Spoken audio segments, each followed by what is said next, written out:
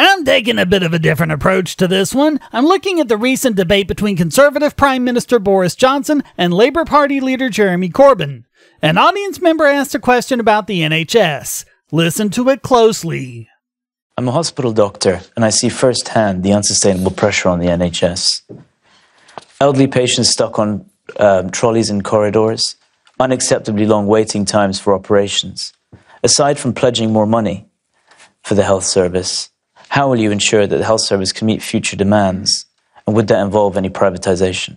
I think his question is very clear and it speaks from the heart. Will these two politicians give it the care it deserves in their response? Don't bet on it! I think the NHS is a wonderful and brilliant institution. Yeah, Corbyn, start off with the platitudes. But it is suffering under the most incredible pressure. Yeah, he just told you that. I'll give a story. Yesterday, a woman, a friend of mine, died at 6:30 yesterday morning from secondary breast cancer. The day before, she'd gone to hospital at the recommendation of her GP in order to get urgent treatment. She waited 8 hours. The nurses that were trying to help her were unable to get anyone to see her because they were under such strain and stress. I'll spare you the rest of this speech, which was only missing the violin accompaniment. Well, I'm not doubting this happened, and of course it's a tragedy, but it really galls me when politicians do this, especially when it's about a friend of theirs. This story has nothing to do with answering the question. It's about tugging on people's heartstrings so they'll go along with whatever he says. And as usual, we see that these sociopaths do it with friends and family members. Do you know why? They're not just saying, feel sorry for these poor people. They're saying, feel sorry for me. Narcissism to the extreme. So what does he say the solution is? We've got to fund our NHS properly. I guess he's hoping that in the 3 minutes it took him to relate this story, people have forgotten what the guy asked. Aside from pledging more money for the health service. And his response is pledging more money. And make sure it's there for all time. It's one of the most civilized things about this country. And we end on another platitude. The thing is, I don't see it as being at all civilized. And if you want to know why, check out my video, How to Argue for Universal Health Care. Now let's see what Johnson has to say. He's a good conservative, right? That means he's all about the free market solutions, right? Thank you, Omar. And I agree passionately with what you've said about the NHS. It's absolutely vital that we support it. And it is one of the single most beautiful and brilliant things about Britain and about our society. And we are determined to fund it not just now, but for the long term. Oh my God, do I have to play it again?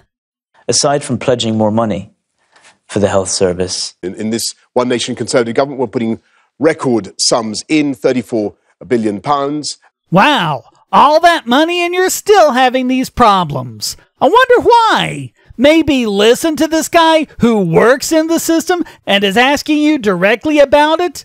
Notice that he used the word unsustainable. He's pointing out very serious problems that can't be fixed by throwing more money at it. If they could, they would have been fixed a long time ago.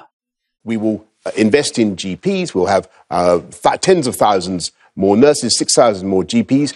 And our objective is to have a health service that is not just better for doctors and nurses, but better for patients as well. So, what will you do other than throw more money at it? And his answer is all about how they'll be throwing more money at it. You can't fix something if you don't understand what the problem is. Is there any room for the free market here? Or indeed any kind of market? We are investing It's a specific question on privatisation and private provision. Of course we're not privatising the NHS. Guess not. Nor will the NHS be ever up for sale in any negotiation. What does that even mean, the NHS be up for sale? Even if that were possible, it might be a good idea because the current owners are certainly making a pig's ear of it. We will continue to fund the NHS massively as we are. We can only do so because we have a strong and dynamic economy. In other words, as long as you haven't run out of other people's money. The single biggest threat to our economy and our ability to fund the NHS is our failure to get Brexit done. And let me remind you of what the questioner said. aside from pledging more money for the health service. And Johnson's response? More money, which we'll have as long as we can operate on the back of the economy. It's flabbergasting to me how Brits treat the NHS like it's a religious institution or something, no matter how many problems there are with it. Way back in May of 2011, I did a story on the Bogosity podcast on the hideous waiting times of the NHS, which you'll notice from this debate are still a problem. A YouTuber called FSA the First, now known as No to Pseudoscience, made an absolutely ridiculous response that August, and I'm including a link to my coverage of that response. Just for one example, he dismissed what I was saying because my source was The Guardian and reporters cherry-picked data, when what I was referring to was an open letter from the Federation of Surgical Specialty Associations, as well as the British Orthopaedic Association and the Patients Association, which The Guardian had reprinted verbatim. He said that quoting my source at length was lazy and pathetic, and countered the facts they presented with platitudes from the NHS website. And at one point he claimed that one of my quotes was out of context when it wasn't. The full passage supported my reading and he didn't even try to show otherwise. So, when I quote a little, it's quote mining, and when I quote a lot, it's lazy and pathetic. Morton's Fork. Now, that's just an example, but it's not too atypical of what I experience every time I try to discuss the NHS with someone who just has it in their head that it was ordained by Jesus himself or something.